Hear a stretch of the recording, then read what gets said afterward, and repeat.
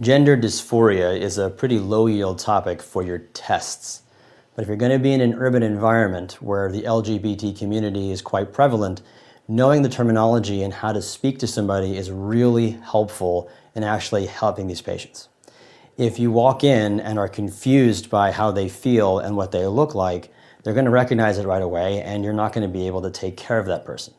So in this lesson, what I want to do is come up with some vocabulary you should have so you can communicate in that world, and then spend a little bit of time on gender dysphoria disorder.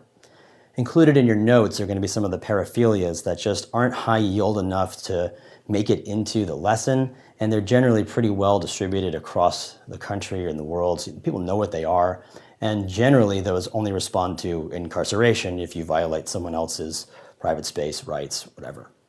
So what I want to do is start off with gender terms and finish off with gender dysphoria.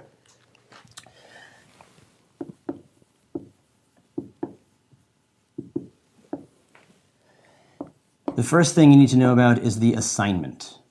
And the assignment is given to you by an adult when you are born.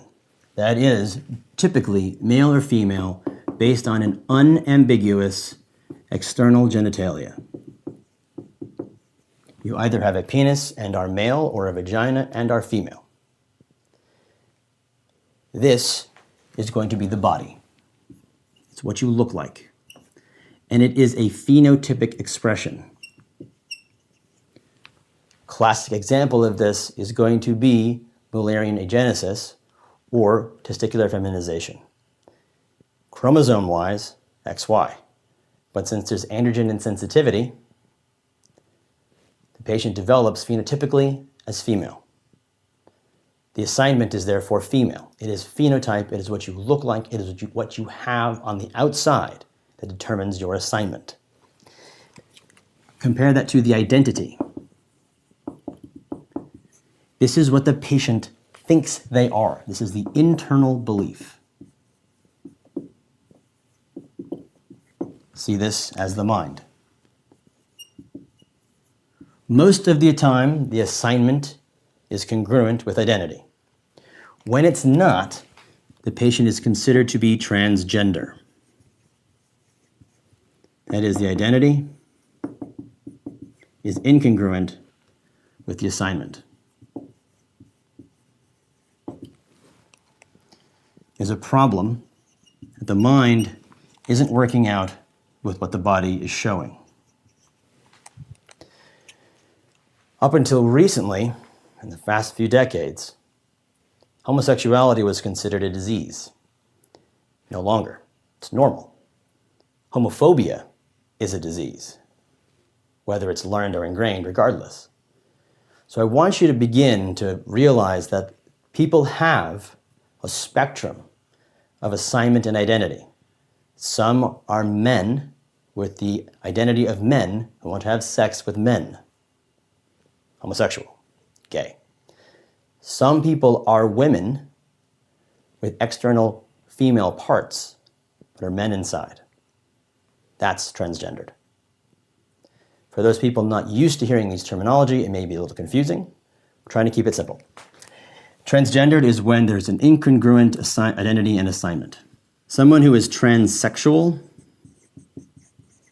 is someone who has made the switch.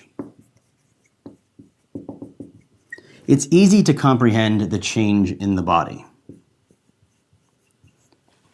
A phenotype male person has breast implants, removes the penis. That's someone who is transsexual, made the switch.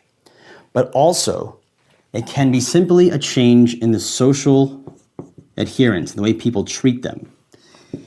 If a woman dresses like a man and the rest of the society treats her as a man and thinks she's a man, then that's technically transsexual. It's easy to understand the change in the body because it's physical, it's visual, and that's the one I think you should latch on to, but also it's considered transsexual if they've made the switch without changing their body, but changing their social status. Unrelated, but often tested against one another, is transvestism. A transvestite is someone who cross-dresses wears the clothes typically associated with the opposite sex, but they are not transgendered.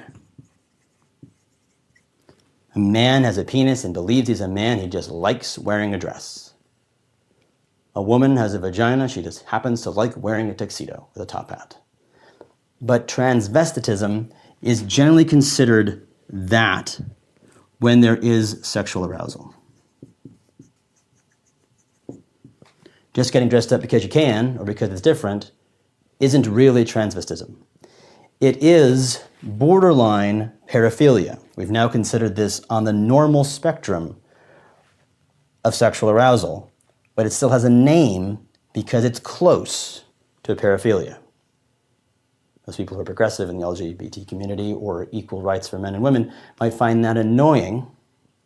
Dressing up in a dress is considered almost a disease for a man, but that is still the case in the DSM-5. Gender terms, major focus. Gender dysphoric disorder is where we're going. And you might guess it, gender dysphoria occurs when the identity is incongruent with the assignment. But it's more than just that. It has to also cause distress. Impaired emotionally, professionally, financially, whatever, causes distress in the patient's life because they think they are the wrong thing. This must last for more than 6 months. And of course, there's an identity that's incongruent with an assignment. There's some other criteria here which also count. There may just be the desire to be or be treated like the opposite sex. Or it may simply be to rid themselves of secondary sex characteristics, to become asexual. And this last one is the hardest to grasp, which is the patient simply believes they are.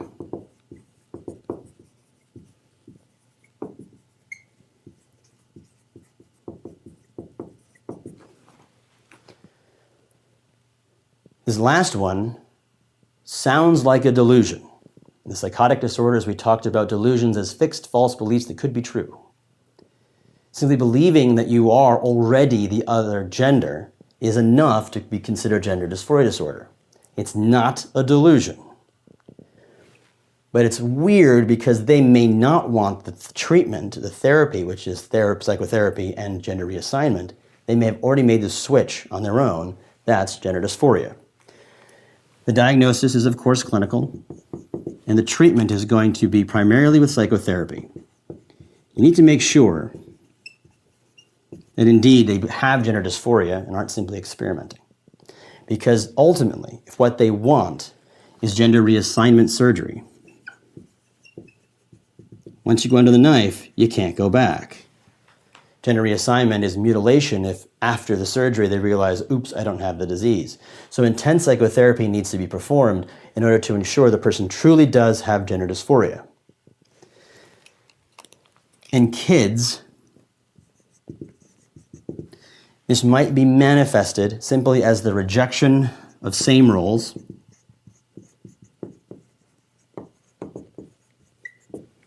or acceptance of opposite roles. A boy dresses up in a dress and plays tea. A girl dresses in fatigues and plays army. Again, those of you more progressive might be asking, why is that abnormal? Well, because we've defined it as gender dysphoria if it lasts for more than 6 months, and it's not just kids playing around. It's not kids experimenting. It has to last for 6 months and cause distress. Just dressing up isn't enough to do it. So it becomes disorder when there's distress. Doing these things just for fun is okay. It's a disorder when that incongruent identity and assignment relationship causes distress. If it causes distress in an adult or in a kid, you need to work it through, make sure it really is a disorder, not them experimenting, and ultimately, gender reassignment surgery. So this lesson was identify some vocabulary and learn about gender dysphoria. And don't forget to check out the notes for some of the even lower yield diseases which we've written down but aren't going to put on the video. That is gender dysphoria.